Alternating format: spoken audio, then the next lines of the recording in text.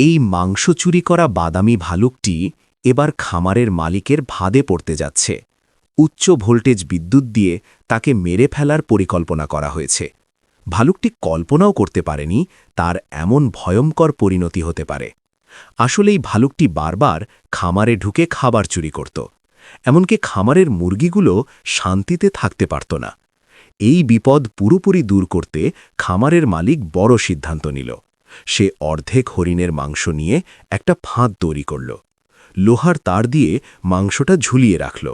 এরপর চতুর মালিক ওই মাংসে 1000 ভোল্ট বিদ্যুৎ সংযোগ দিল। রাত নামতেই ভালুকটি গন্ধ পেয়ে হাজির হল। সে সরাসরি মাংসের দিকে এগিয়ে গেল। একটুও বুঝতে পারল না এটা আসলে একটা মারাত্মক ফাঁদ। আর মালিক দূরে লুকিয়ে রিমোট হাতে অপেক্ষা করছিল। কিন্তু ভালুকটিও ছিল খুব বুদ্ধিমান। সে শুরুতেই মাংস খেতে যায়নি, বরং পা দিয়ে স্পর্শ করে বারবার পরীক্ষা করতে লাগল। ভালুকের এই সতর্কতা দেখে মালিকও তাড়াহুড়ো করল না। সে অপেক্ষা করতে লাগল সঠিক মুহূর্তের জন্য। যেই ভালুক মুখ দিয়ে কামড়াবে তখনই সে বিদ্যুৎ চালু করবে। কিন্তু অবাক করার মতো ভালুকটির বুদ্ধি ছিল অসাধারণ।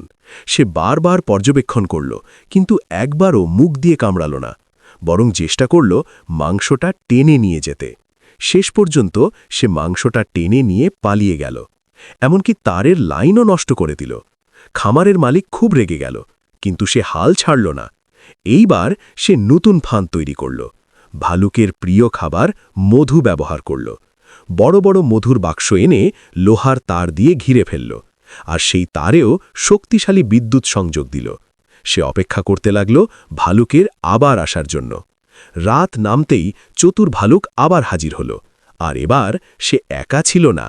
চতুর ভালুকটা কি এবার মধুর লোভে নিজের জীবনটাই হারাবে, নাকি আবারও সবাইকে বোকা বানিয়ে পালিয়ে যাবে, নাকি এই রাতই হয়ে উঠবে তার জীবনের শেষ রাত? পরের ভিডিও দেখতে চাইলে এখনই চ্যানেলটা সাবস্ক্রাইব করে পাশে থাকো।